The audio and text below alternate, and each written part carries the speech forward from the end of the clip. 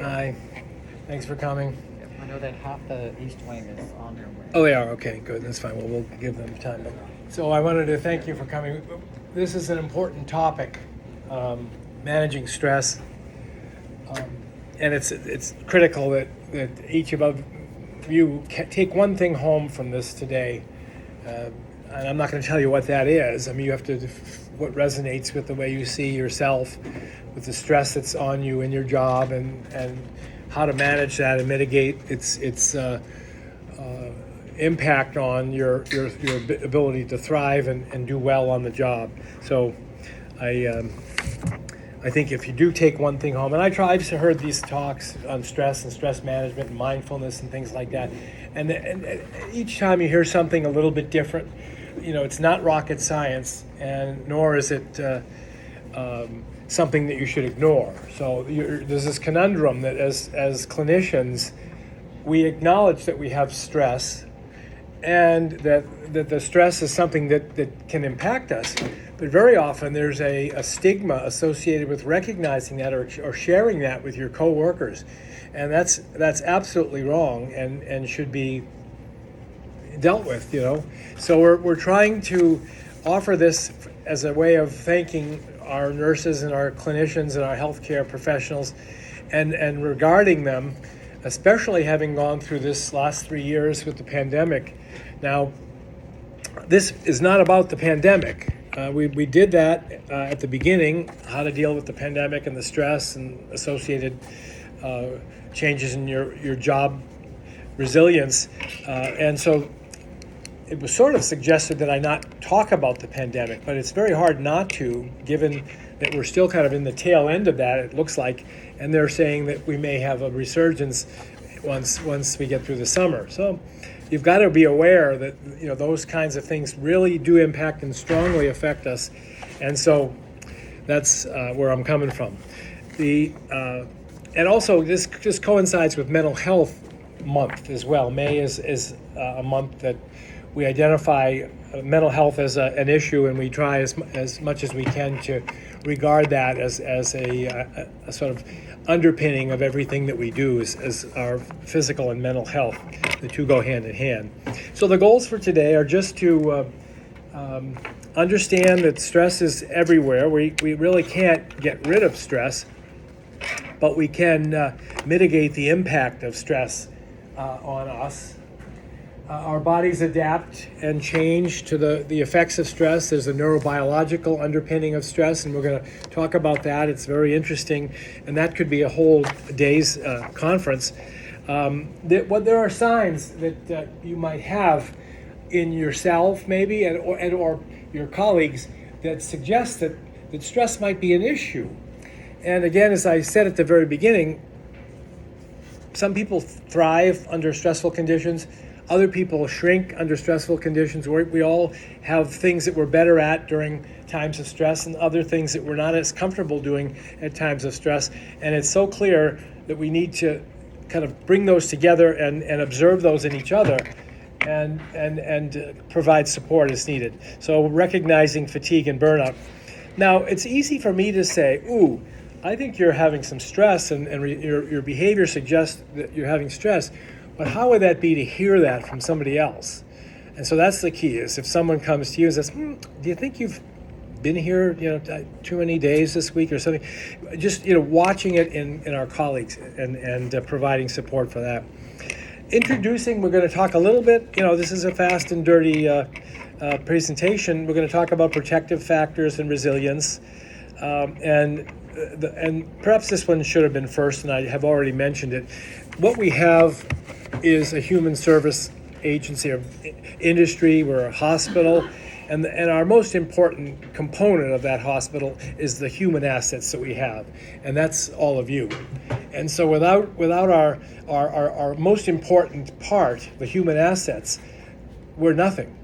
So if each of you were to go out on a stress disability or decide to quit and go into real estate, that would be a big loss for us. Our human assets are the thing that brings Whittier to the hospital, our referral source that brings Whittier to the community, our human assets. And so those are the employees. And as I said, our nurses and nurses aides and therapists and physicians, it's very, very key that we put our best foot forward and we take care of each of you, and you take care of yourselves and me. So I'm always going through the literature, and it's all here on my Apple, which doesn't connect to the projector, but there's a big human service, fallout. There's people leaving the nursing. Some say as much as a third of all nurses are going to change jobs in 2022. Not because they want more money, although they do, but not because they want to be in a teaching hospital, although they should be. It's because of the stress associated and burnout associated with what they're going through, whatever that is. And so, again, you take. Oftentimes I've done this. We've made some notes. Take some notes. What are the most stressful things that you deal with every day, and then label them 1 through 5, and you can see. So, but why are people leaving? Why are physicians, frontline law enforcement, EMTs, paramedics leaving the field? Oftentimes burnout results from, and we'll get to it, but an overuse of our assets in a situation that strains them beyond their capacity. And so that over and over and over again is a recipe or the underpinning of burnout.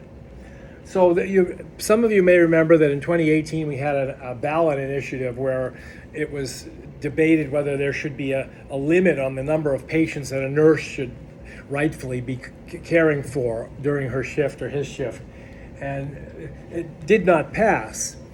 And the media covered it, and the question itself was so confusing. You couldn't tell whether they were advocating for more nurses or advocating for a lower ratio of nurses, or they were advocating, the businesses, the companies that own these hospitals, were advocating that it's not needed and it puts a strain on the whole system if you have more nurses. I mean, it was very, very unclear. It did not pass, but it brought up awareness of the stress that is on nurses and physicians and the burnout rate.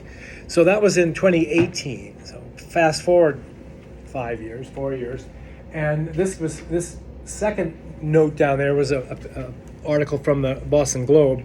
I felt like I was drowning, and it was sort of a focus on a single mid-career professional nurse who was, after 14 years, suddenly feeling exhausted and like she was drowning. So, and really the take home from that was that the Globe looked at the crisis in nursing, that the staffing levels are short, that nurses are feeling stressed beyond what they can tolerate. Again, remember, burnout is being stressed beyond what you can tolerate rightfully. And that there was too few nurses. They were critically thin. That I think people in general, but nursing and often younger physicians, certainly cops, feel like if they make the wrong decision, and a mistake comes as a result of that they will be in trouble, and cops are always afraid about getting sued, but that they'll be in some way put on the in problems and having discipline.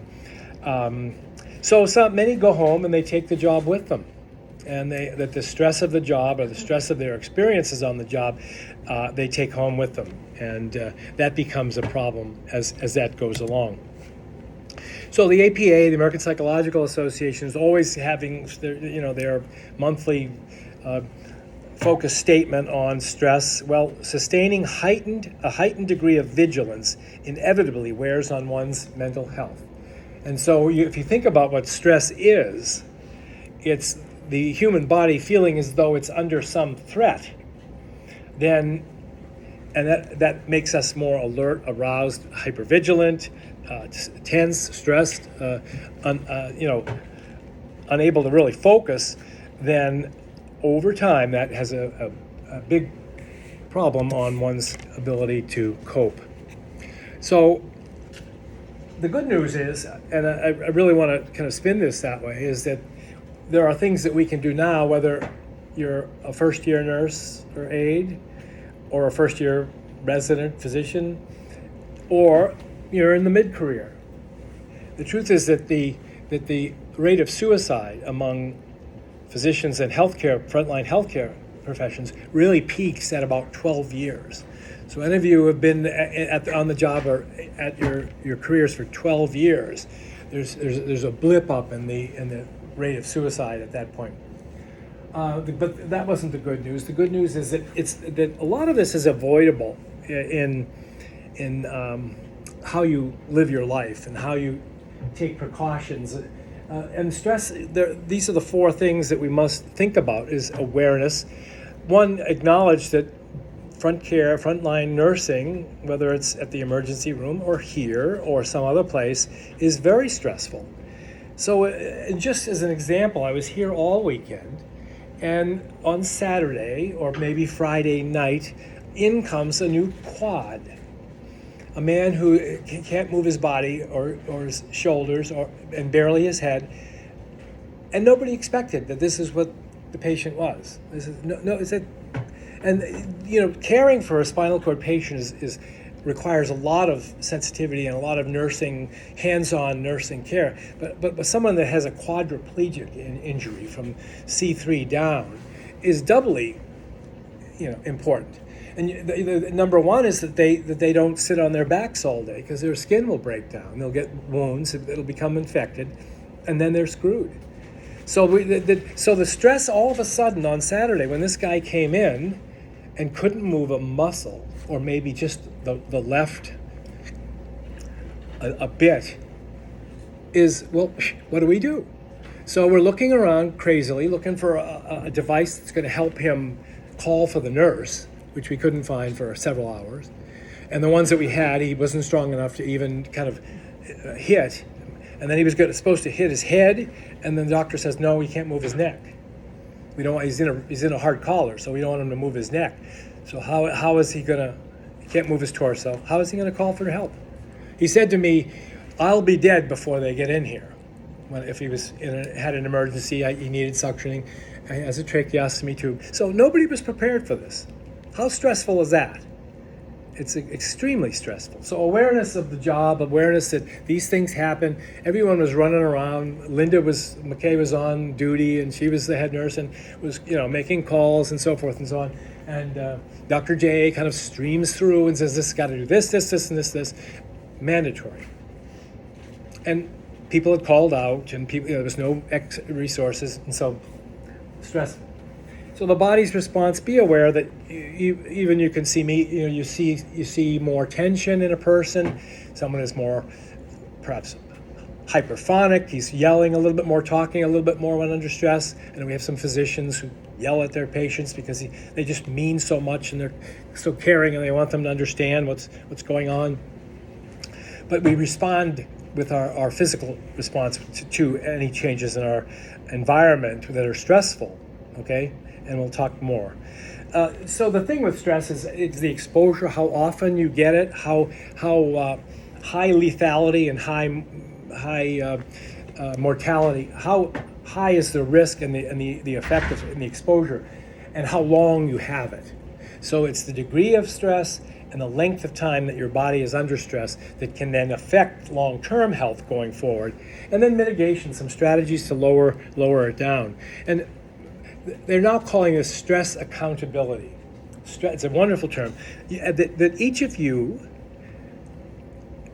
as much as everyone loves each other, is responsible for his or her own stress response. But I want to add to that is just that I think as human services people and as three different units here in the hospital, that we should really have teams of 2 or 3 nurses working with a group of patients. Rather than one, you're on the first 3 rooms and she's on the next 3 rooms and he's on the last 3 rooms. Sometimes that's isolating, and so you might not see each other for hours, and suddenly, but where have you been? Well, I've been doing changes of dressing, I've been doing suctioning, I've been doing talking to family members on the phone back there, and so you're lost in your own assignment, which can be very stressful. So we have to have a better way of mentoring each other at times of high stress. And it doesn't have to be a nurse with a nurse well, it could be. It could be a nurse with somebody else as well, but just to have that person that you can run things by. And our medical staff is not super conducive to that. Some are, but I think at times we don't have that option of sitting with somebody, that are on duty and you can sit and talk with them. Well, I found that Dr. Hefner is quite responsive, and we'll sit and kind of discuss things. We had a wonderful talk about a patient that was on the West that died, female, and she had actually talked to the person that did the post. They did an autopsy and or the family member after that result came out, and that this person had meningitis and breast cancer. So but Hefner was willing to sit and talk with me about it yesterday. So, all right. So it's the duration of time, the length of and depth of the exposure to stress, and how we mitigate that going forward. Stress accountability. Each time we experience some sort of critical incident, and for everybody that's different. It might be a domestic violence call if you're in law enforcement, a code at somebody's home if you're a paramedic and you have to go in there, or having to pronounce someone in the field. It's very stressful. Whatever it is, each nurse and each aide has their exposure, and those exposures then kind of slowly chink away the armor that we have to defeat or to protect ourselves from stress. And you remember that first day you maybe came on to the unit, or the first day you were granted your nurse, you passed your license exam or your CNA exam, and how thrilling it was, and how you wanted to jump in with both feet and get going. There's nothing like the piss and vinegar of a law enforcement officer coming out of the academy, or a nurse. You see these nurses that are young nurses on our staff now. We've hired a bunch in the last 6 months, and they're just willing to help and interested in doing everything and wanting to learn and asking about what words mean this and what words mean and they're talkative and wanting to get something more, and then later, by the time they hit year 12, perhaps. They've been exposed to enough and understand enough that it's hard to really get into it. And so I see that too. I used to review charts and write notes on the sideline, and so I would understand and remember all the things that are going on with this person. What are the psychosocial aspects of the case? And now it's the electronic medical records. Maybe it's not all that important to do that. It is, but do we do it every time? Not necessarily. So the situations that we are experiencing can amplify the feelings that we might have, but don't get caught up with, and this slide is poorly written, but don't get caught up with needing to project an image of mental toughness, because it's that protection that we take and say, well, blah, blah, blah, so everything's fine. Again, a couple of things. A couple months ago, it was a patient on the West also that was a DNR. Well, he had gone into an unresponsive state. They called the code, and then suddenly everybody said, ooh, he's a DNR, what should we do? And what he had espoused is to do nothing. That I don't want to be resuscitated. And so everyone, the code team had come, and they set it up, ready to go, and everybody was forced to do nothing. And so the next day, I wasn't there. They said it was horrible. We're all standing around this bed, and this man is dying, and we're doing nothing. And so the impotence that you have at those moments, you have to swallow and walk out, or stay and be with this man and be present for him. And both of them are horrible to do. Is to be in that position, and to have to walk away from that and not do anything. So here's the stress, the sweet spot. A certain amount of stress is good. If you're driving around in your ambulance or your police car, nothing going on, you get very bored and you're not paying attention. Same thing here, is if there's not much happening, I would say, oh, it's very quiet today. And the nurse says, oh, you shouldn't have said that. And luck, something happens and it's the shit hits the fan. But so, we need a certain amount of challenge in our jobs to keep us interested, or to keep us sharp and alert. So some stress helps, but there comes a point, and it's listed here as the hump. There comes a point that you can only do it for so long, and then you sort of fall off the edge and you get tired or fatigued, exhaustion sets in. And this is not sort of all in one shift, but it's over the course of time, perhaps over the course of a week. that optimal level of stress and arousal is important. But then if one thing after the other comes, and Saturday, believe it or not, was stressful with this spinal cord patient coming in. Oh, I didn't know he was a spinal cord. It really wasn't clear, and I went back and reread it. It wasn't really clear that this guy had a complete spinal cord injury. And it said that, well, he has compression, or he has edema, spinal cord edema, or central cord syndrome, or something like that. And the implication was that perhaps he was going to improve. And I'm not 100% sure. And we're certainly not a spinal cord center. Yelling to the back room there. We're not a spinal cord center, and he would be much better cared for at a place that takes care of quads and does it regularly and can deal with all of the issues that they're going to deal with. So if there's one more thing happens, you feel that like, oh boy, if something else happens, I'm just going to leave. And it happens, and then that's when exhaustion and stress-related illness. And then if it goes on long enough, the stress is, the x-axis is your performance. Your performance starts to decline if the stress level goes up too high. I don't know if that's clear to you. So, but there is an optimal level of stress. So where does it all come from? The feelings that we have. There's a neurobiological underpinning to it that is definable and understandable, and that you might know it's the fight-flight response. It's our sympathetic arousal system. If suddenly there was an active shooter, we would all be scared shitless and have to run out, or some of us might go and get the guy, take him down. You react with alarm to fight or flight, flee, or freeze. And all too often people freeze. What do we do? What is that? A backfire? No, I don't think so. So you really have to react quickly. And if that happens over and over again, forget the active shooter, just something that activates us, whatever that is. You've heard about alarm fatigue. The alarm's constantly going off. The heart monitors, boom, it's going. You're alerting to it. Initially, it causes some stress. Sometimes we habituate that, and we get used to it. We kind of, it's just there, and pay no attention to that. But it is a stress on us. Our environment produces all these stressors. Now, that said, you're more than just a nurse or an aide or a physician, because we all have families, we all have situations at home, we all have issues that are there. And so all of that commingles with our mental health and the way we function. And it all triggers, that arousal, that fear response. Will I be able to, do what I need to do on the job? If it's CPR, if it's getting an IV started very quickly, if it's doing an EKG when they ask for it very quickly, will I be able to do it? And, well, at the same time, I just got a call from the kid's school. He fell down out in recess. Bloody knee, I got to come get him.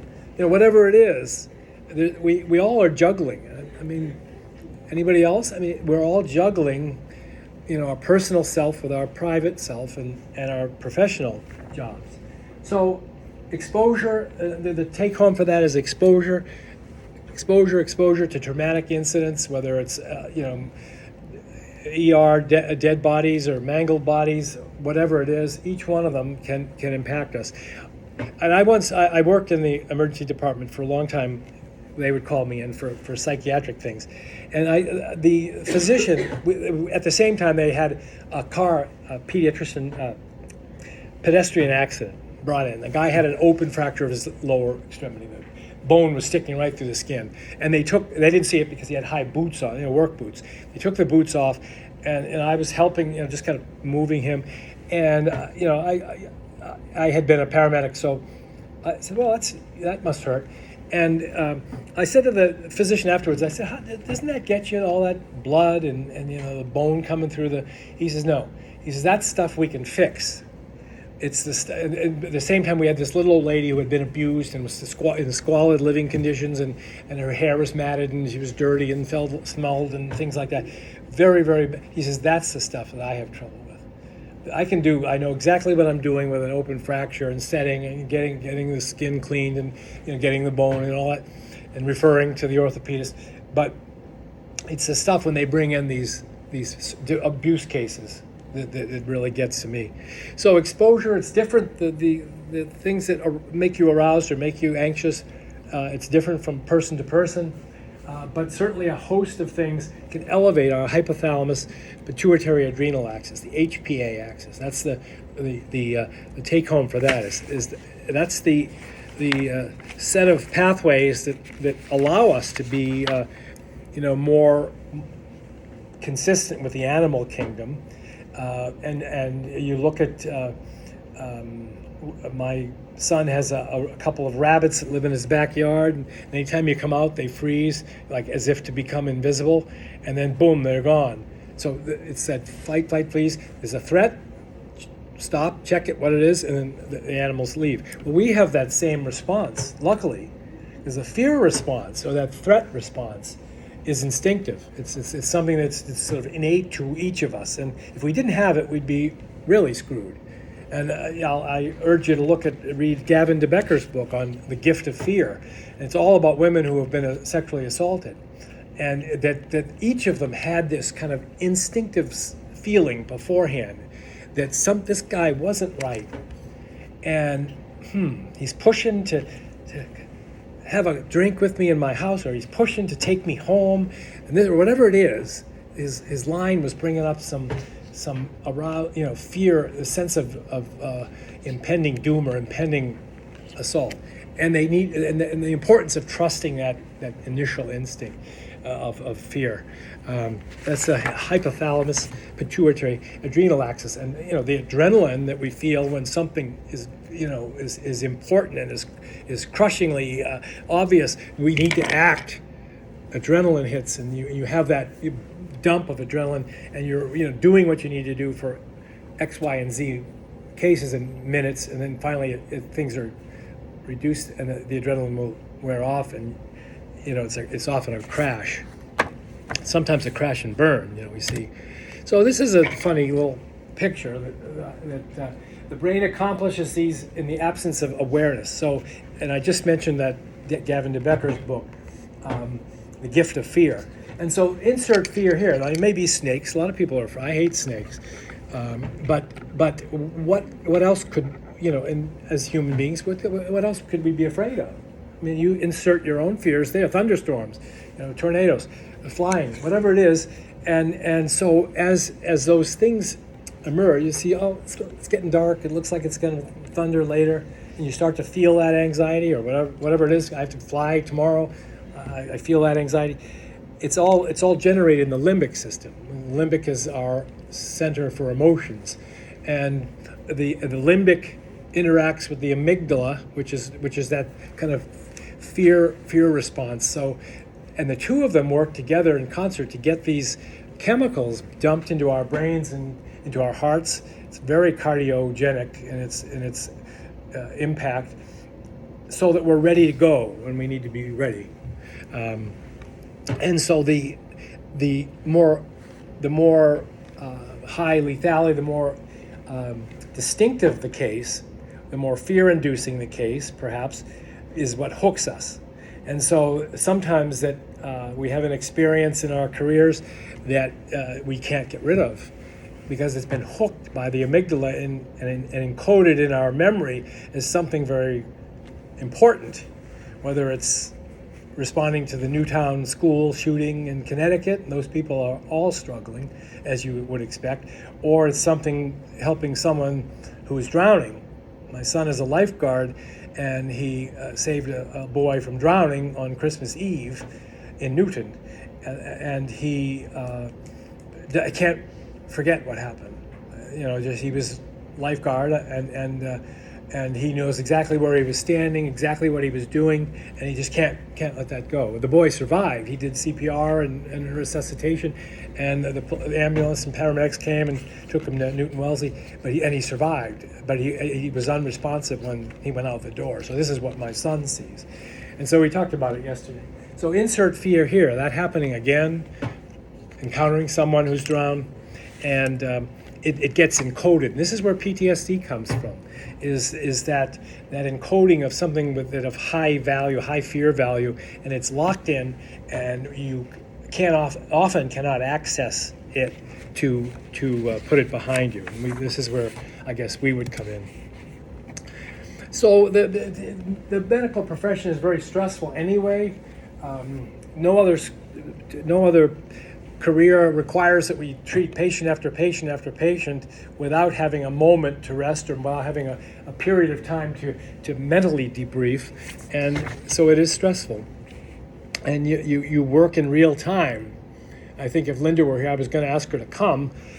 She would say, it really sucks to have to fly by the seat of your pants and get all these things together when you aren't expecting. And I think that's one of the weaknesses here is that we don't have those kind of heads up meetings anymore about who's coming in, what they're going to need, what person is going to be best with them. And traumatic brain injury is the case in point.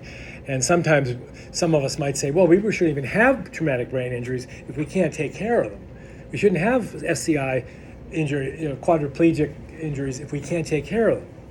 So the whole key is if we can't take care of them, then pass on them when you're out in the field, those people that send them.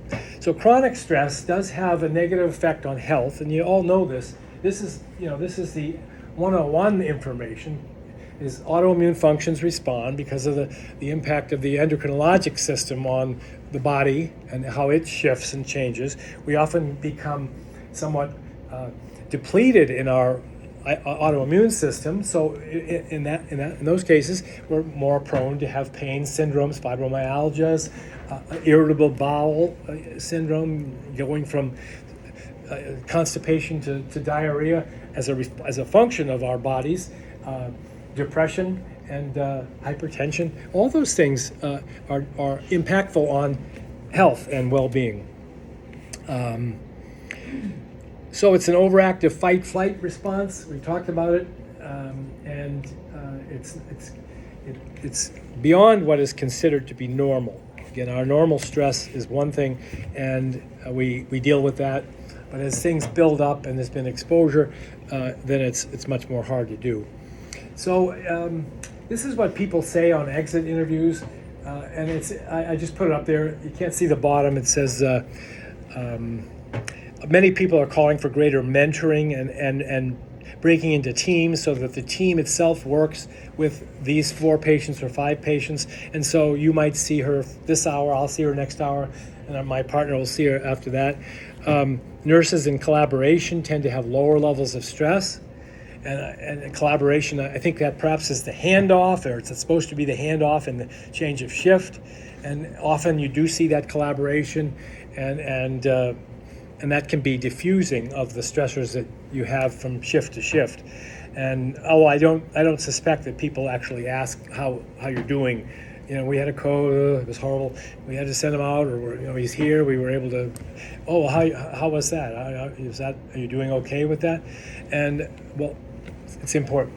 So the lack of professional support, administrative support, and lack of manpower are the biggest things that have been contributing to stress and the changes of job numbers. The excess demand without time for processing. I just said that. And a lot of them were saying during the pandemic, and I promise not to mention that, but that they would come together after the death of a patient, and not necessarily to pray but just to talk about that death and how that case went. If someone comes in and had to be intubated quickly, and then was real junkie and died. Well. Before you go on to the next thing, take 2 minutes or 4 minutes, and say have a few words about that person. I mean, it's so important to acknowledge the loss, and to go into a place where you might not be as comfortable, because if you don't, and you all walk out of the room like I described earlier, then you're at risk. So this is not easily readable. It's really kind of talking about the HPA axis, and the stress is on that graph that I showed. The stress that's healthy, stress is what stretches our emotional functioning. Think of your first day in nursing school, or first day at school, high school perhaps even. it felt very stressful. One of our son's friends felt that he was smaller. They were going to stuff him in a locker, and that was the stress that he felt. And he couldn't go on the bus because there was all, seniors on the bus. And what he didn't know is they all drive by then. So all juniors on the bus, and he was afraid that they were going to bully him. And so but he got over that.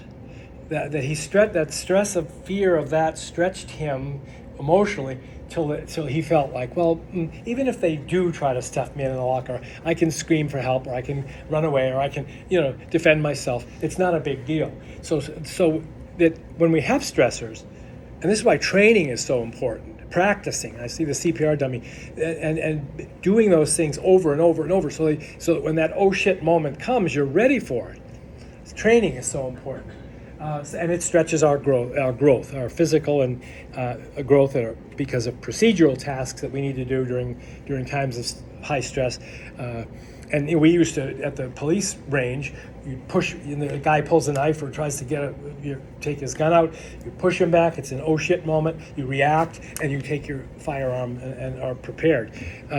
So you have to kind of practice those things over and over again. And there's dozens of procedures that we kind of take for granted until the shit hits the fan and we have to do them under stress.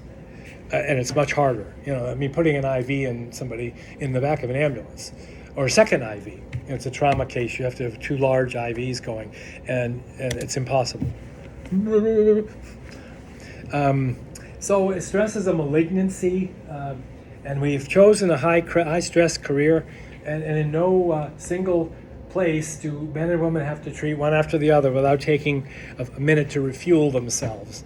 And so hold on to that, because I will pass over to, given the time, I think. So we need to refuel ourselves, and we need to begin to take responsibility and accountability for stress.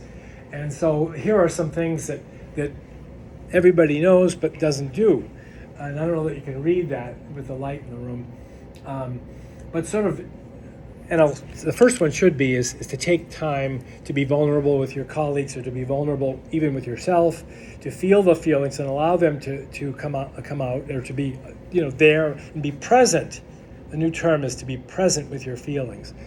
And so what I always get, and I've done this presentation in its one form or another with police officers and paramedics, and everybody rolls their eyes. Here we go. And a lot of them fall asleep in the back because it's not interesting to them. We've done debriefings for the Worcester Police and other departments after officer-involved shootings, and in support of the stress.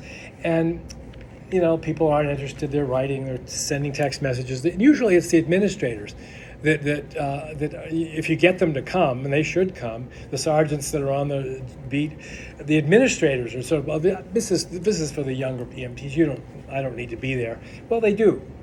And so anyway, that collegial support is important. Deep breathing exercises, meditation, mindfulness, those are all one of a kind. They're all kind of lumped together. But mindfulness is now a part of all we do. We have to be mindful how it impacts us, how the loss of a patient, or have to emergency transfer, you have a rat, you have to send somebody out. Be mindful of that and be present for that. How that made you feel, how that surprised you or was disappointing to you. You thought he was going to make it, or you thought you were going to be able to care for that person. Progressive relaxation. So that these are all helpful and important things that we can do. And that list is available at any website. You say, how do I deal with my stress? And these 10 things will come up. Except biofeedback. They really don't. I do the biofeedback here. And it works so well with people that have post-traumatic stress. Because it helps sort of unwind the tightness and the tension that someone has, that reactivity. Someone who's hyper reactive, you see them all the time. As cops especially, they sit in the back and looking suspiciously around the room. They're reactive to everything. Somebody stands up or coughs and they're ready to go. Biofeedback counseling, psychotherapy. Psychotherapy is good. It helps. So the second key, and we have 5 more minutes, is to avoid the maladaptive. you want to be adaptive in coping. So I'm not saying, okay, you have to become a marathon runner. It doesn't mean that. It just means that you choose things that are good for you and adaptive to a stress response. Now, at my house during the virus, when it was peaking and we were quarantining and the schools were all closed, the happy hour started earlier and earlier every day. 3 o'clock, 2 o'clock, 1 o'clock. That's not adaptive stress response. Different talk. But it's a stress response. The family was under stress, and so that's maladaptive.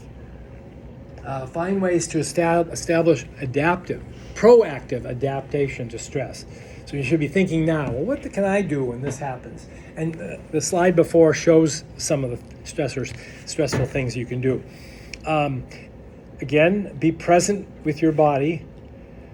You know your body best, however you want to see this. Acknowledge this, and what it might be saying. And so a lot of times we ask, we observe, as psychologists, as psychiatrists, we observe people and we ask, what might you be feeling right now? And sometimes that just brings out a flood of tears or a flood of anger. And I have people that are outpatients that are with PTSD and they are so close to the end, they just feel like their life is not worth living, that there's nothing valuable about them. They have these negative self-statements going on over and over again because they did X. And this one man was attacked by he was a corrections officer, attacked by a guy totally blindsided, walked into a room and came from and now has a brain injury, and he has rage and guilt and shame that he let his rest of his people down, and he's very close to very high risk for suicide. So the most basic thing to know about mindfulness is breathing. We can affect our heart rates by breathing slower. If you can breathe 6 times a minute, that'll put the brakes on the HPA, the stress response, that fight-flight response. 6 breaths a minute. It lowers the heart rate. It allows for heart rate variability to kind of resume and become more coherent, and it helps kind of make you feel better. Now, a lot of these people, and John Kabat-Zinn used to do it, would guide you through an exercise. Close your eyes, and we'll do this. I hate doing that, and I used to do hypnosis and things like that. You can do that yourself. You feel better when you take a few seconds or a few minutes just to close your eyes and to kind of tune out the environment and allow your body just to kind of become grounded. And what we want, because you're all human assets, hospital couldn't. Remember, you have the power. Hospital can't work without you, and we can't. And if you get all burnt out and fried, you're not going to make a good impression on these people, and they're not going to want to come back to Whittier. And so you have to become more emotionally hardy. Hardiness is a term that's used for the long term. You may feel like crap this week, but you get back up. And that's the resilience is you get knocked down, but you come back. You get back up and you deal with it with professional. Our nurses, our supervisors here in the front row are very good at that. I mean, getting punched in the stomach with staffing, with people out sick, whatever it is, and roll with it. This, and it really helps, and it's a good model for us to use. Healthy adaptive coping, we talked about that. Optimism, mental flexibility. Okay, and I saw that in action on Saturday when this spinal cord injury guy came in. Mental flexibility, we had to figure it out. So here's start building your career now. If you want, I'll get you the slides. I have these printouts, so that might be interesting because I know we went over it quickly. And we did this presentation for on the Zoom. It was an hour and a half. So this is this is the last one. So reframe. You have to reframe what you're doing. Accept change as part of life. I mean, you have a private life. You have a professional life. There needs to be some way to kind of integrate the two, and oftentimes that requires adjusting to change. Suppose they change you to the night shift. Jen, you're going to be on nights from now on. we really need you to clean things up on the night shift. Put those folks to work. And you know, you have to, that's a big change. Sleeping in your bed during the day. Decisive actions, look for opportunities for self-discovery, training. A lot of people love to go to trainings. And I think that's important. We had people in the CBIS class this last couple of months, certified brain injury specialists. We didn't have any nurses. Usually we do, Ariel. You took the class. Yeah. So I mean, she's our only nurse now that took the CBIS class, and so it just those kinds of trainings give you self-discovery, and so all these are pretty self-explanatory. I won't read them to you, but I think the goal going forward should be to be aware of stressors, be aware that you've chosen a stressful environment to work in. There's a lot of issues going up and down the hierarchy that sometimes cause some stress, as this does for me. The most common complaint is not that patients don't like, that staff members hate the patients they're working with. It's more often than not, staff members hate the company they're working for because of the types of decisions they make and the perhaps lack of support they might feel. And this is very high among law enforcement, that the people at the top don't know what the hell is going on. And they've never been in a police car for years and years and years. I've never been in an ambulance, haven't did an IV, under fire, or haven't, in this case, haven't let us know that there's a spinal cord patient coming in who needs 3 people to take care of them, and not just a single nurse and aide. So those kinds of complaints and stressors are very prominent, and they breed embitterment among employees. And that's what's where we talk about our human assets. That's when we start to lose human assets. Staff members leave, or they just become, really crusty and burnt out. They don't care anymore, and it's not because of the patients. It's because of a lot of the internal things that are going on. So that's that. Thank you for coming. If you have any questions, I'm happy to try to help with them, and good luck, and thank you for your service on Nurses Week, and for your service in mental health, because I always turn to many of you when I have a patient that's going south because of his mental health, and I've always had people that help me out. Things tend to work well. So, okay, you're very welcome. Michael, I just want to